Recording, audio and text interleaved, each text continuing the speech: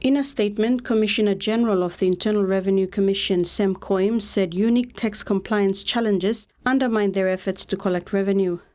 Coim said he has observed that the compliance regime is based on the assumption that the taxpayer is tax literate, always honest, allowed to self-assess how much to pay, and will pay on time.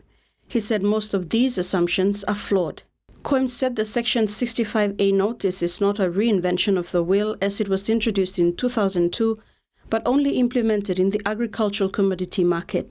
With the Section 65A notice, it is not left to the taxpayer to self-assess and submit a return, but involves IRC in the GST calculation process before a credit or debit is processed. The new protocols will be rolled out starting with government entities, including SOEs. Coim warns that a person who fails to comply with Section 65A notice will be liable to pay to the IRC the amount he was required to pay pursuant to the notice, as well as fines up to 5,000 kina, and face possible prosecution. This may also extend to further penalties in the case of a continuous breach. As part of these new procedures, IRC has established a returns review process where all GST returns will be first screened before being processed.